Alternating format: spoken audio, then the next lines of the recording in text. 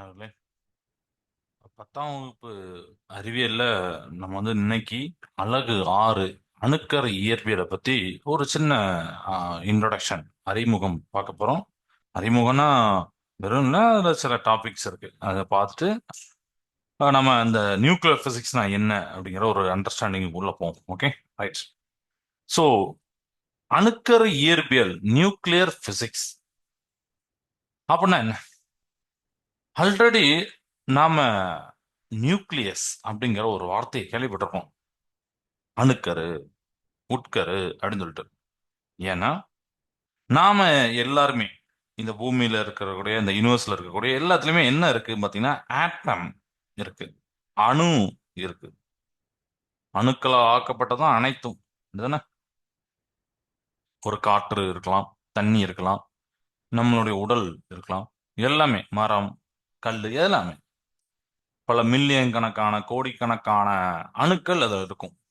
இந்த அணு பாத்தீங்கன்னா அதுல எப்படி இருக்கும் பாத்தீங்கன்னா,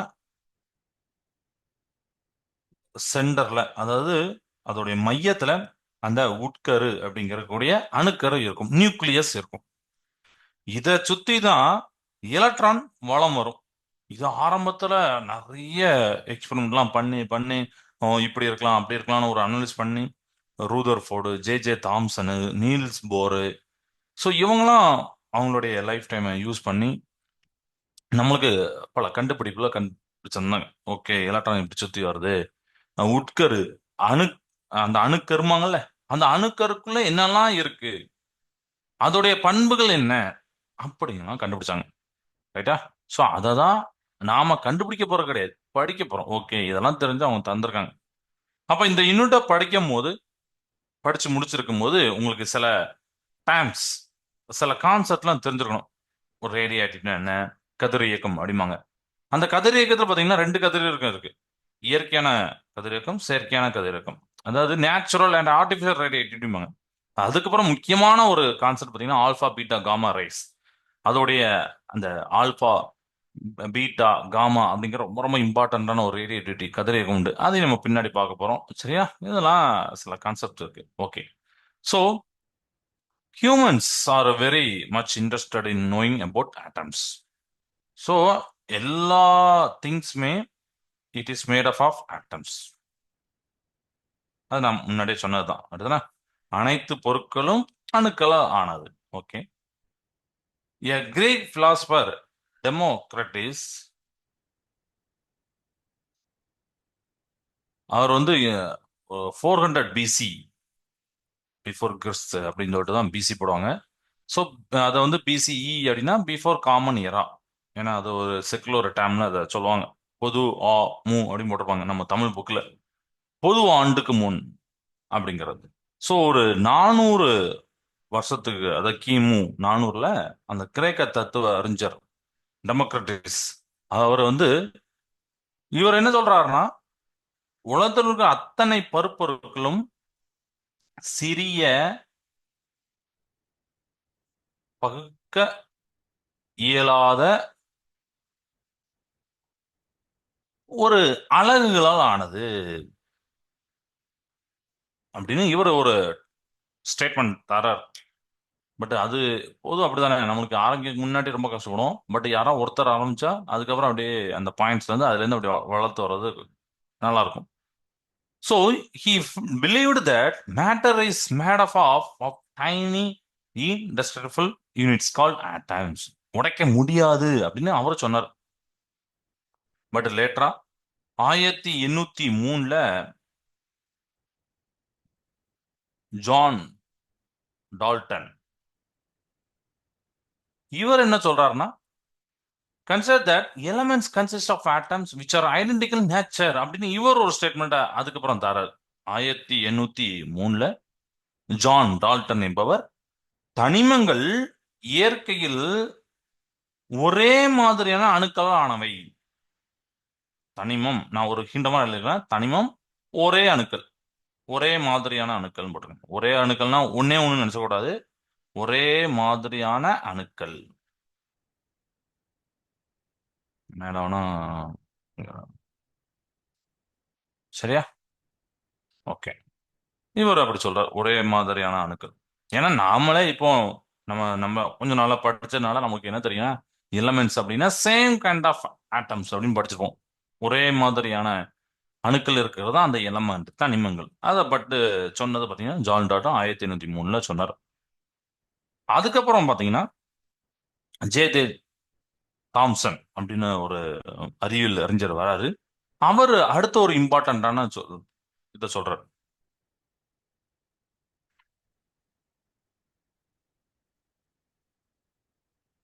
இவரு எலக்ட்ரான்களை கண்டுபிடித்தார்.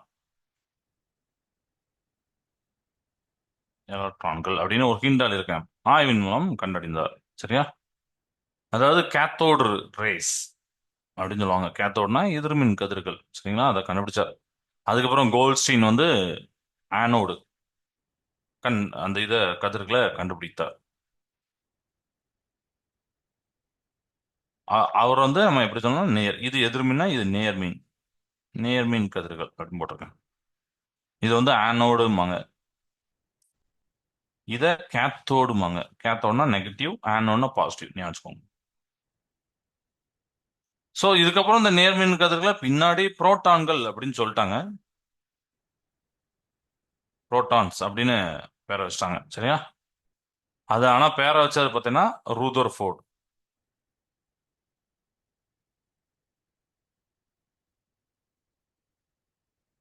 அதுக்கப்புறம் 1932 நியூட்ரான்கள் கண்டறியப்பட்டது. இத கண்டறிந்தவர் யாரும் பாத்தீங்கன்னா சாட்விக், ஜேம்ஸ் சாட்விக். ஸோ ஷார்ட்டா நான் சாட்விக்னு எழுதுறேன். இதுதான் ஆரம்பத்துல இதெல்லாம் கண்டுபிடிச்சாங்க. பட் இதுக்கப்புறம் இன்னும் இன்னும் டெப்தா இப்ப கண்டுபிடிச்சிருக்காங்க நிறைய இது. சரியா? So J J Thomson discovered cathode rays known as electron. Okay. But அந்த எலக்ட்ரான் நேம்லாம் அதுக்கு முன்னாடி உள்ள ஒரு சயின்டிஸ்ட் வந்து சொல்லியிருப்பாங்க. அந்த நேம் எல்லாம் அதுக்கப்புறம் எடுத்திருப்பாங்க. சரியா? இவர் தான் ஜே ஜே தாம்சன் சொல்லியிருப்பாங்க. ஓகே. எக்ஸ்பெரிமெண்ட்ல and Goldstein discover positive rays. ஏன்னா அவர் கோல்ட்ஸ்டீன் அப்படிங்கறத ஒரு ஒரு டியூப் மாதிரி வச்சு அவர் எக்ஸ்பெரிமெண்ட் பண்ணுவாரு. இவங்க மட்டும் இல்ல, ஏகப்பட்ட பேர். அந்த ஹிஸ்டரி பார்த்தீங்கன்னா நம்மளுக்கே பயங்கரமா இருக்கும். நிறைய பேர் கண்டுபிடிச்சிருப்பாங்க. யாரோ ஒருத்தர் தான் டைரக்டா கண்டுபிடிச்ச மாதிரிலாம் இருக்காது. ஒவ்வொருத்தரும் ஒவ்வொரு சின்ன ஸ்டெப் முன்னாடி போயிருப்பாங்க. இப்போ பாத்தீங்கன்னா க்ரூக் அப்படின்னு ஒருத்தர் உண்டு. க்ரூக் டியூப்னு போட்டு வரும், நெட்ல பாத்தீங்கன்னா வரும். அவரு அந்த டியூப்ல கண்டுபிடிச்சது. இந்த மாதிரி நிறைய பேர் நிறைய கண்ட்ரிபியூஷன் பண்ணியிருப்பாங்க. சரியா?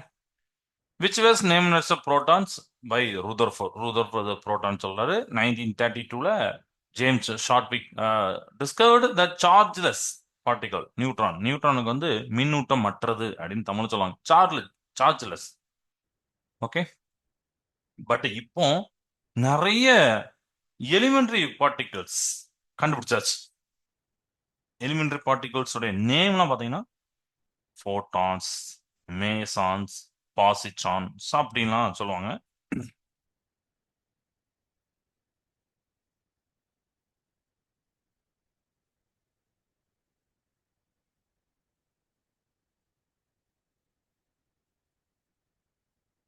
ஃபோட்டான், மேசான், பாசிட்ரான், அதுக்கப்புறம் நியூட்ரினோ,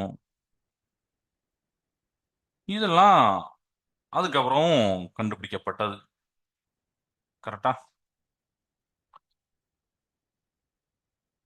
போட்டான்கள், மீசான்கள், பாசிட்ரான்கள், நியூட்ரினோ துகள் போன்ற அடிப்படை துகள்கள், எலிமெண்டரி பார்ட்டிகள்லாம் தமிழ்ல அடிப்படை துகள் அதிக அளவில் கண்டறியப்பட்டுள்ளன. 1911 பிரிட்டிஷ் அறிவியல் அறிஞர் எர்னஸ்ட் ரூதர்ஃபோர்டு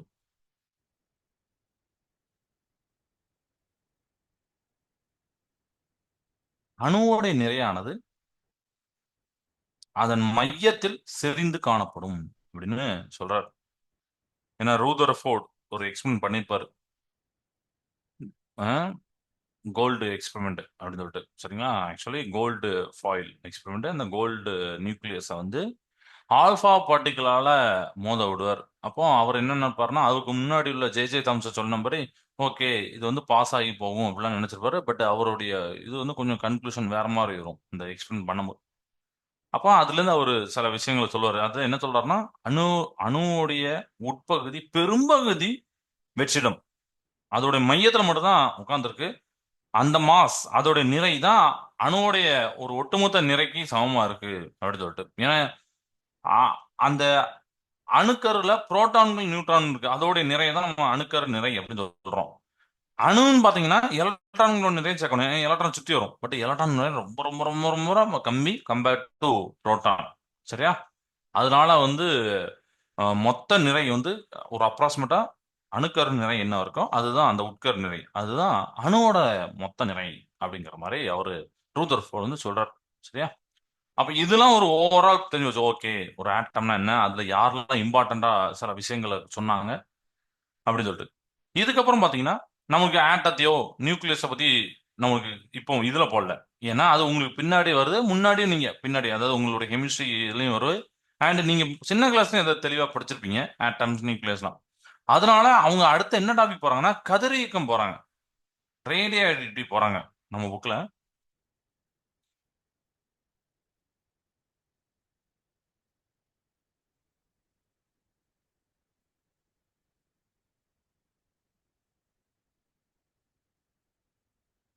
ரேடியோ ஆக்டிவிட்டி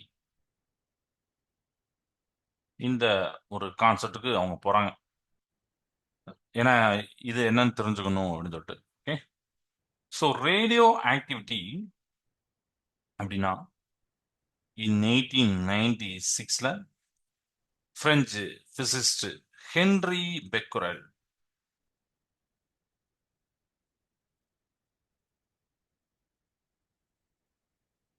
அவர் வந்து ஒரு ரிசர்ச் பண்ணிட்டு இருக்காரு. அப்போ ரிசர்ச் பண்ண ஒரு லேப்ல அவருடைய ரூம்ல பண்ணிட்டு இருக்காரு. பண்ணிட்டு கொஞ்சோண்டு ஒரு யுரேனியம் காம்பவுண்டை வந்து ஒரு அவருடைய அந்த டேபிள் இருக்குன்னா அதுல டிராயர்ல வச்சுட்டு போறாரு. Uranium uranium actually radiative element, அது நம்மளுக்கு பின்னாடி தெரியும். பட் அப்போ நிறைய கண்டுபிடிக்கலாதனால அவர் ஒரு ரூம்ல ஒரு டிராயர்ல வச்சுட்டு போறாரு. வீக்கெண்ட் போறாரு. By chance an unexposed photographic plate was also stored in the same drawer. அதுதான் விதிங்கிறதா டைம்ங்கிறதா ஏதோ ஒண்ணு. என்ன நடந்திருக்கு, அது யுரேனியம் இருக்கிற டிராயர்லயே பாத்தீங்கன்னா ஒன் அன்எக்ஸ்போர்ட் போட்டோகிராஃபி பிளேட். ஏன்னா இப்போ நமக்கு போட்டோகிராஃபிக்ல வந்து பாத்தீங்கன்னா டிஜிட்டல் வந்துட்டு, பட் அந்த டைம்ல பாத்தீங்கன்னா ஒரு ஃபிலிம்லாம் யூஸ் பண்ணுவாங்க. நீங்க முன்னாடி பாத்தீங்கன்னா அதெல்லாம் சும்மா ஒரு சாதாரண ரூம்ல இப்படி திறந்து பார்த்துட்டா போதும், அந்த இருக்கிற போட்டோலாம் அழிஞ்சிரும். ஏன்னா அந்த லைட் வந்து பட்டு அந்த போட்டோலாம் அழிஞ்சிரும். அப்பெல்லாம் மிந்தி உண்டு. இந்த மாதிரி டிஜிட்டல் கிடையாது. ஸோ அந்த அன்எக்ஸ்போர்ட் ஒரு போட்டோகிராஃபி பிளேட்டும் இருக்கு. அவர் வந்து வாரார், ஒரு வாரம் கழிச்சு வாராரு. அந்த ஃபிலிம்ல பாத்தீங்கன்னா சம் ரேடியேஷன் எக்ஸ்போஸ் ஆயிருக்கிறத அவர் வந்து பாக்குறாரு. சம் ரேடியேஷன் எக்ஸ்போஸ் ஆயிருக்கு. நமக்கு ஆச்சரியமா தானே இருக்கும். திடீர்னு அப்படி வந்து ஏதோ ஒண்ணு நடந்ததுன்னா ஓகே அப்ப என்ன இருக்கு அப்படி சொல்லிட்டு. யுரேனியம் கலந்த கூட்டு பொருட்களை மேசையில் விட்டு செல்கிறார்.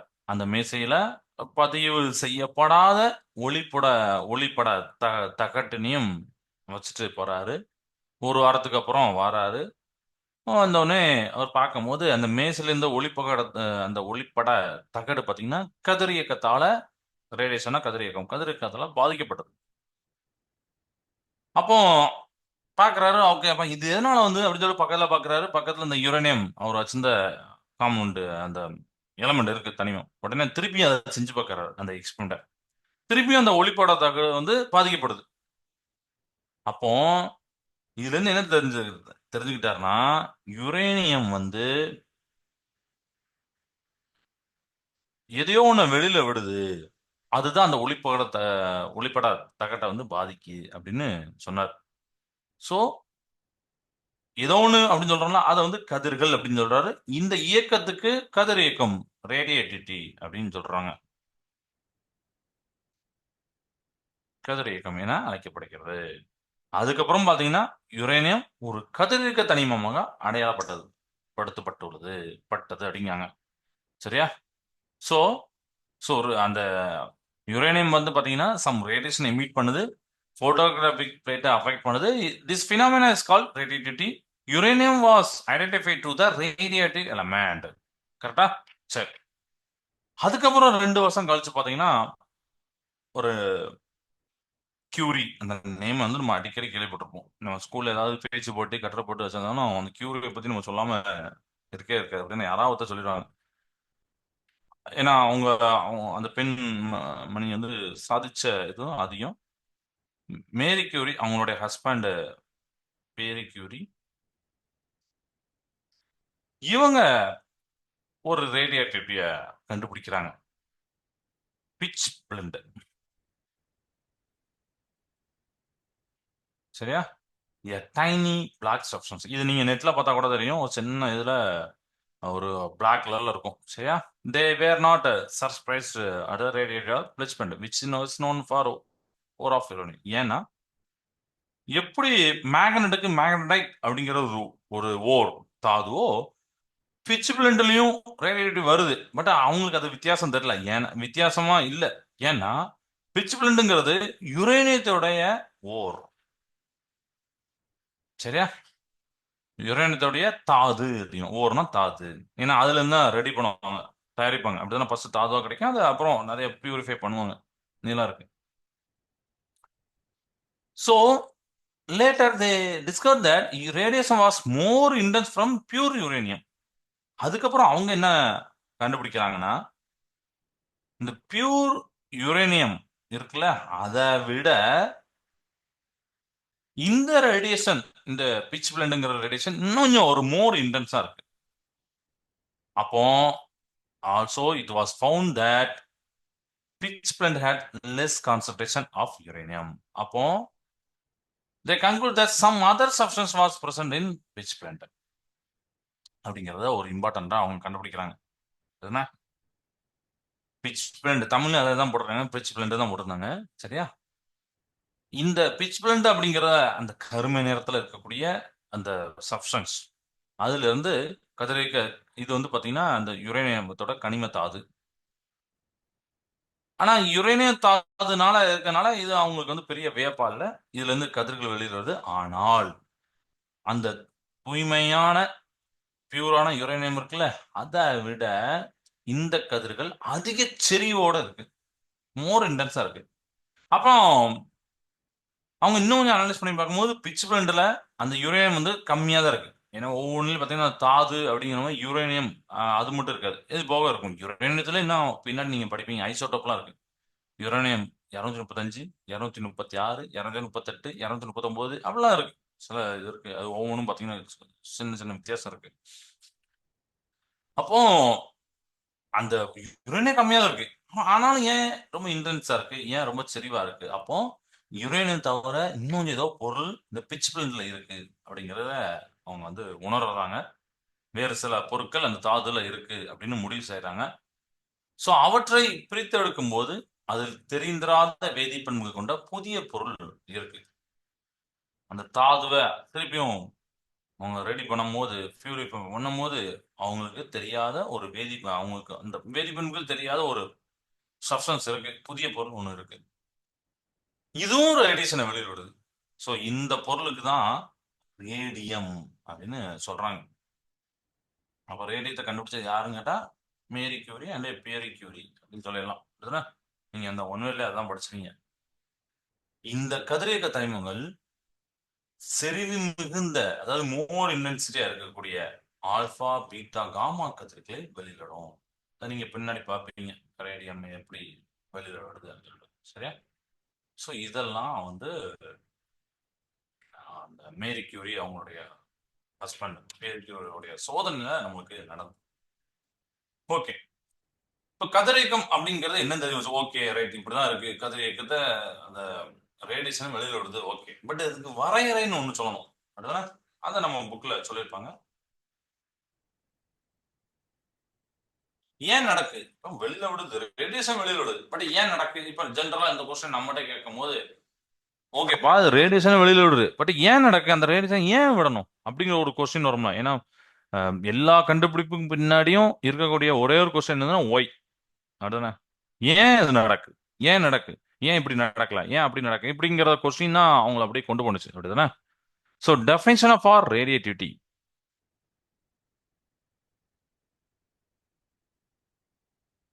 நாம சொல்றோம் ஆட்டம் சொல்றோம், அணு சொல்றோம், அதுல நியூக்ளியஸ் இருக்கு. ஆனா எல்லா நியூக்ளியஸுமே ஸ்டேபிள் கிடையாது. சம் பாத்தீங்கன்னா அன்ஸ்டேபிளா இருக்கு, நிலையானது இல்ல.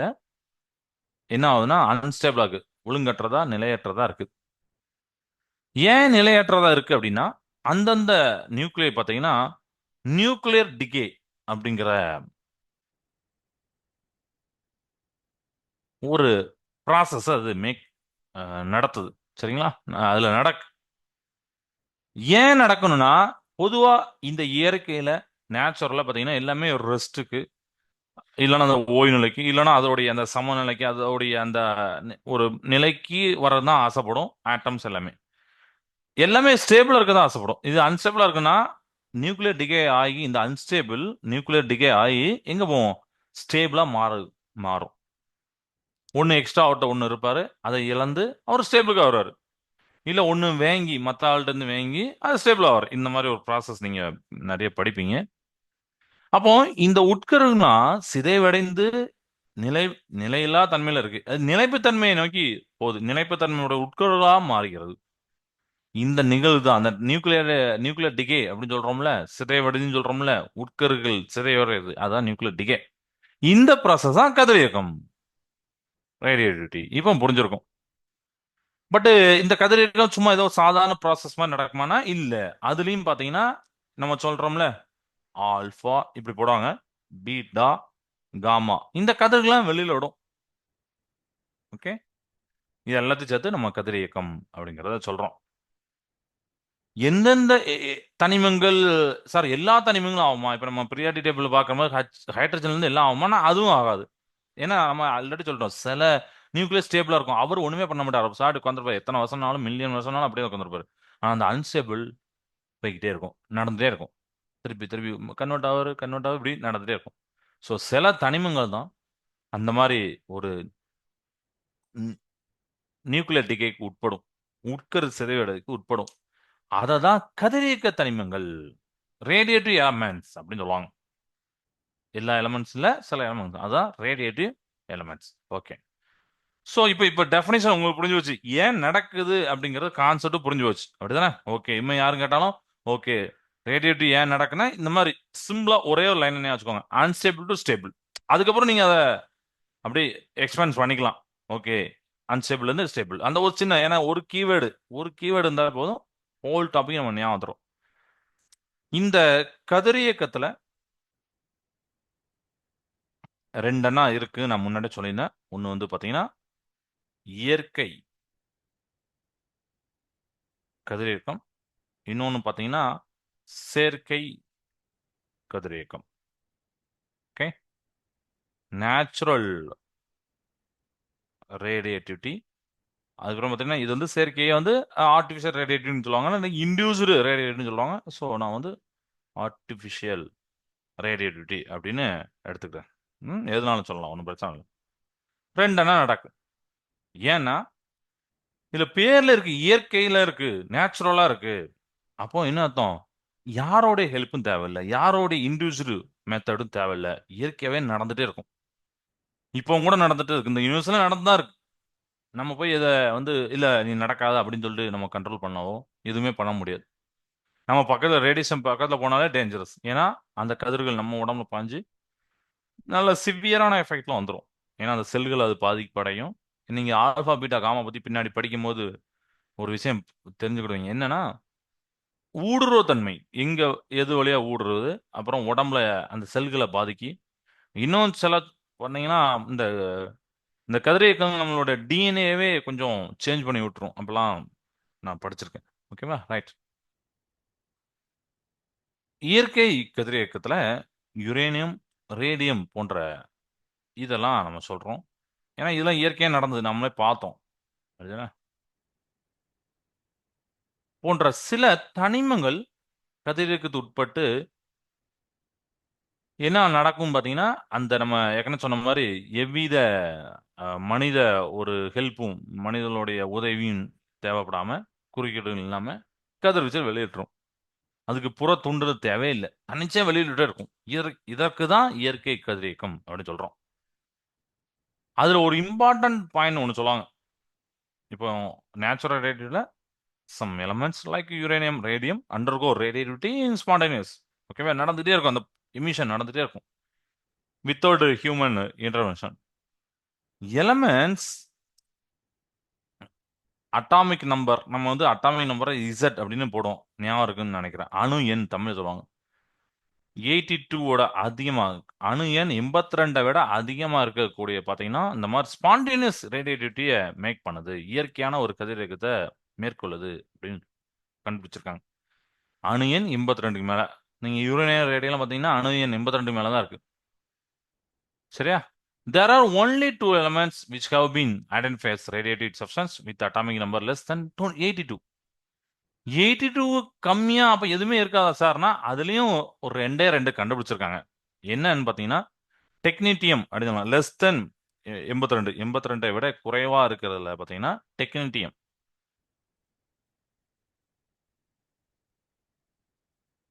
டிசி சாட்டா அப்படி சொல்லுவாங்க. இதோட அட்டாமிக் நம்பர் பாத்தீங்கன்னா 43 தான். இது போக ப்ரொமோத்தியம் அப்படின்னு சொல்லிட்டு ஒன்று சொல்லுவாங்க. ஸோ நான் இங்கே இருக்கேன்,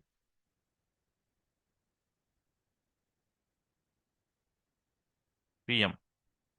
இதோட அட்டாமிக் நம்பர் பார்த்தீங்கன்னா 61. இதுவும் பார்த்தீங்கன்னா ஏதோ ஒன்றில் கேட்குறாங்க அப்படின்னா இந்த ரெண்டுத்தையும் நீங்கள் சொல்லிக்கலாம். Okay, promethium and technetium. தமிழ்லையும் அதே தான். சரியா? Technetium TC, promethium PM. இவைதான் 82 விட, அணு எண் 82 விட குறைவாக உள்ள இரண்டு தனிமங்கள், கதிரியக்க தனிமங்கள். சரியா? இதோடைய அணு எண்கள் நம்ம பார்த்தோம் 43, 61. இது வரைக்கும் 29 கதிரியக்க பொருட்கள் கண்டுபிடிக்கப்பட்டுள்ளன. பெரும்பாலும் அவை வந்து பூமியில் உள்ள ரேர் எர்த் மெட்டல்ஸ்மாங்க, அரு மண் உலோகங்கள், இடைநிலை உலோகங்கள் இந்த மாதிரி இருக்கு அப்படின்னு சொல்றாங்க. சரியா? ரேர் எர்த் மெட்டல்ஸா இருக்கு. இதை ஃபுல்லா நம்ம இயற்கை கதிரியக்கத்துல நம்ம சொல்றோம். Okay, right. இப்போ நம்ம செயற்கை கதிரியக்கம் போலாமா? ஆர்டிஃபிஷியல் ரேடியேட்டிவிட்டி போலாமா? செயற்கைன்னா என்ன? வெளியில இருந்து தூண்டப்படுறது, மனிதர்களால நம்ம தூண்டப்படுறது, அப்படிதானே? ஏன்னா அது நடக்காது, நடக்க வைக்கணும். ஏன் நடக்க வைக்கணும்? அதனால சில ப்ராசஸ நம்ம பண்ண வைக்கிறதுக்காண்டி. சரியா?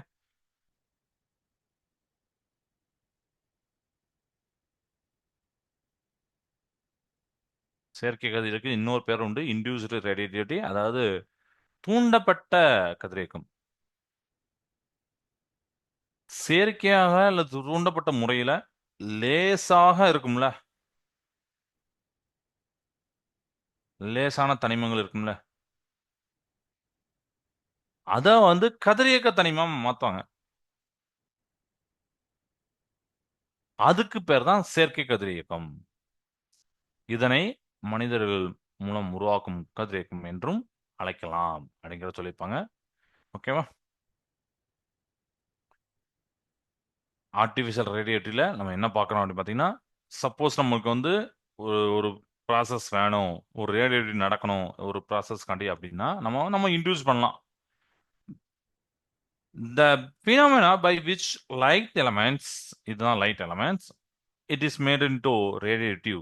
அது வந்து ஆர் மேட் இன் ரேடியேட்டிவ், நம்ம வந்து ரேடியேட்டிவ் எலமெண்ட்டாக மாற்றுறோம் அப்படின்னா பை ஆர்டிஃபிஷியல் ஆர் இன்டியூஸ்ட் மெத்தடில், it is called artificial radioactivity or man made radioactivity சொல்லுவாங்க. சரியா? இதை யார் கண்டுபிடிச்சா அப்படின்னு பார்த்தீங்கன்னா 1934ல் இந்த kind of radioactive are discovered by, அப்புறம் இந்த இரண்டு அறிவியல் அறிஞர்களும் 1934ல் அதை கண்டுபிடிக்கிறாங்க. இதுலயும் கியூரி தான் வரும், அப்படிதானே? ஐரீன் கியூரி அப்படின்னு போட்டிருப்பாங்க. அப்புறம் எஃப் ஜோலியட் அப்படின்னு, இவங்கெல்லாம் வந்து இந்த மாதிரி செயற்கையான கதிரியக்கத்தை கண்டுபிடிக்கிறாங்க. இந்த லேசானதுக்கு சார் எக்ஸாம்பிள் இருக்கு. எதுலாம்னா போரான், அலுமினியம், இந்த பேரெல்லாம் கேள்விப்பட்டிருப்பீங்க. போன்ற சில லேசான தனிமங்களுடைய உட்கருக்களை ஆல்பா துகள் வச்சு மோத வைப்பாங்க. அப்படி அப்படி ஆல்பா துகள் கொண்டு மோதும் போது என்ன ஆகுதுன்னு பார்த்தீங்கன்னா, நம்மளுக்கே தெரியும். உடனே அந்த நியூக்ளியஸ் வந்து இது ஏன்னா மோத விட்டுருக்கும். மோத விட்டோனே அது வந்து ஒரு மாரி அன்ஸ்டேபிள் மாரி மாறும் அந்த உட்கரு. உடனே அவை தூண்டப்படுகின்றன. தூண்டப்பட்டு ரேடியேஷன வெளியில விடுது. செயற்கை கதிரியக்கத்தை வெளியில விடுது. அப்போ இந்த மாரி கதிரியக்கத்துல நம்ம கண்ணுக்கு தெரியாத கதிர்வீச்சுகள், அப்புறம் அடிப்படை துகள் எலிமெண்டரி பார்ட்டிகல்ஸ்ன்னு சொன்னோம்ல, பை மேசான், மேசன் அப்படிலாம் நெறைய இருக்கு. ஸோ இதெல்லாம் வெளியில வருது. அப்படி ஒரு நியூக்ளியஸ நம்ம வந்து ஆல்ஃபா வச்சு சிதறடிச்சு இன்னொரு நியூக்ளியஸா கொண்டு வரலாம். ஏன்னா அது சிதைவடையுது. அப்படிதானே? ஒரு உட்கரு சிதைவடைஞ்சு இன்னொரு உட்கரா மாறுது. அது நீங்க பார்ப்பீங்க. யுரேனியம் வேற ஒண்ணு மாறும் அப்படிங்கலாம். ஓகே. அப்ப இதுக்கு பேரு என்ன சொல்றாங்கன்னா, தாய் உட்கரு. இத வந்து பார்த்தீங்கன்னா, சேய் உட்கரு அப்படின்னு சொல்லுவாங்க. ஏன்னா இங்கேருந்து இங்க வந்திருக்கு அப்படின்னு சொல்லிட்டு. நீங்க இந்த செயற்கை கதிரியக்கத்த தூண்டுறதுக்கு பயன்படுத்துவீங்களா ஒரு துகள்? அததான் எரித்துகள். இப்ப நம்ம இங்க சும்மா நடக்காது. எக்ஸ் வந்து ஒய்யா மாறாது. இது ஒரு நியூக்ளியஸ். இந்த நியூக்ளியஸ் தானாவே மாறாது. இதுக்கு ஒரு ஆல்ஃபா தேவை அப்படின்னா, அந்த ஆல்ஃபாவ தான் நம்ம எரித்துகள் அப்படின்னு சொல்றோம். அல்லது எரிபொருள் அப்படின்னு கூட சொல்லலாம். என்றும் சிதைவுக்கு பிறகு உருவாகும் துகள் விடுதுகள். அதுக்கப்புறம் சில இது கிடைக்கும். அத வந்து விடுதுகள் அப்படின்னு சொல்லுவாங்க. எரிதுகள் நிலையற்ற தாய் உட்கருவில் மோதும்போது தன்னிச்சையாக அந்த விடுதுகளை வெளியேற்றி சேய் உட்கருவாக மாறுகிறது. அப்படிங்கிற மாரி வார்த்தைலாம் சொல்லியிருப்பாங்க. சரியா? ஸோ, நீங்க வந்து ஒரு இப்போ போரான், அலுமினியத்த ஆல்ஃபா பார்ட்டிகிள்ஸ் பம்பார்ட் பண்றீங்க. அப்போ இந்த மாரி ரேடியேட்டிவ் எலமெண்ட் நடக்கு. ஓகே. அப்போ எந்த நியூக்ளியஸ் அந்த மாரி சிதைவுக்கு உட்படுதோ, ரேடியேட்டிவ் டிகேவ மேக் பண்ணுதோ, இது வந்து பேரண்ட் நியூக்ளியை அப்படிம்பாங்க. Parent nucleus. இது வந்து டாக்டர் அப்படிங்கிறத சொல்லுவாங்க. சரியா? Parent nucleus and daughter nucleus. The particle which makes that which is used to induce this process is called அந்த ஆர்டிஃபிஷியல் இன்டிகிரேஷன். அத வந்து ப்ரொஜெக்டைல். நம்ம தமிழ்ல வந்து எரித்துகள்ம்பாங்க. இங்கிலீஷ் வந்து ப்ரொஜெக்டைல் அப்படிம்பாங்க. இத வச்சு தான் நம்ம அத பண்ணுவோம். அந்த ப்ராசஸ் பண்ணுவோம். அண்ட் சப்போஸ் நம்ம இந்த டிஸ்இன்டகிரேஷன் லாஸ்ட்டாவும் நமக்கு பார்ட்டிகிள் கிடைக்கு அப்படின்னா, அது வந்து எஜெக்டட் பார்ட்டிகிள் வெளியில வரும். அப்படியும் ப்ராசஸ் இருக்கு. வெளியில வரும். அது வந்து எஜெக்ட் பார்ட்டிகிள். ஸோ இந்த ப்ரொஜெக்டர் இந்த பேரண்ட் நியூக்ளியை ஹீட் பண்ணும்போது இது வந்து ஒரு அன்ஸ்டேபிளான நியூக்ளியா மாறுது நியூக்ளியஸா மாறுது which in turn decays spontaneously emitting the daughter nucleus along with an excited particle. So some particle வெளியில விட்டு இது வந்து நம்ம ப்ராசஸை மேக் பண்ணுது அப்படின்னு சொல்றாங்க. Okay right. அப்போ இப்போ உங்களுக்கு வந்து ரேடியேட்டிவ்ல எல்லாமே ஓவராலா ஓகே இப்படி நடக்கு அப்படின்னு தெரிஞ்சு போச்சு. இப்போ இப்போ இதுல ஒரு சின்ன எக்ஸாம்பிளையும் நம்ம பார்த்துறோம் இதுக்கு சேர்த்தாப்ப. எப்படின்னா,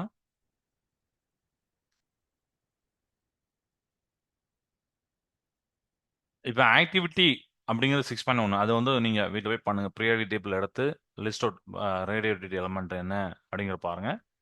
also identify the name of the groups in which they are present. எந்த குரூப்ல ஏன்னா குரூப் அப்படிலாம் படிச்சிருப்போம். எந்த குரூப்ல இருக்குன்னு சொல்லிட்டு பாருங்க. இப்போ நம்ம வந்து பேரண்ட் நியூக்ளியை அப்படிங்கிற அந்த தாய் உட்கரு வந்து எக்ஸ்ன்னு வச்சுக்கிறோம். டாட்டர் நியூக்ளியை வந்து ஒய்ன்னு வச்சுக்கிட்டோம். சரி. ம். இப்போ இதுல here P and E represent the projectile and particle and ejected particle தமிழ்ல இங்கிலீஷ்ல போட்டிருப்பாங்க. அதில் பினா நம்ம வந்து ப்ரொஜெக்டல், இனா எஜெக்டட் பார்ட்டிகல். இதையும் நம்ம சொல்ல போறோம். பட் நம்ம பிஇன்னு எல்லா இடத்துலயும் போட மாட்டோம். நம்ம என்ன பண்ணுவோம்னா இங்க என்ன மோதுது, என்ன வெளியில வருது அப்படிங்கிறது பார்ப்போம். சரியா? ரைட். ஸோ எடுத்துக்காட்டு ஒரு எக்ஸாம் பார்க்கலாம். பெர்லியம் அப்படிங்கிற ஒன்று எடுத்துக்கலாம். ஒன்று எடுத்துட்டு அது வந்து 9 இப்படி போட்டிருப்பாங்க. 9 4 இத ஆல்ஃபா பார்ட்டிகிளுக்கு இந்த ஃபார்முலாவும் போடுவாங்க. Helium nucleus. ஏன்னா 2மே சேம் அப்படின்னு சொல்லிட்டு அது ஆல்ஃபா பார்ட்டிகிளுக்கு ஹீலியம் இப்படி போட்டா ஆல்ஃபா பார்ட்டிகிள்னு வச்சுக்கோங்க. சரி ஆல்ஃபா பார்ட்டிகிள் தான். பம்பார்ட் பண்றாங்க. இது உடனே என்னதான் மாறும் பார்த்தீங்கன்னா, ஆட்டம் நம்பர் மாஸ் நம்பர் 2 இருக்கு. கீழே உள்ளது ஆட்டம் நம்பர் அணு எண், மேல உள்ளது மாஸ் நம்பர் நிறை எண். 9 + 4 13. கீழே பார்த்தீங்கன்னா 6 இப்படி போட்டுடலாம். பட் இந்த பெர்லியமோ இல்ல ஹீலியமோ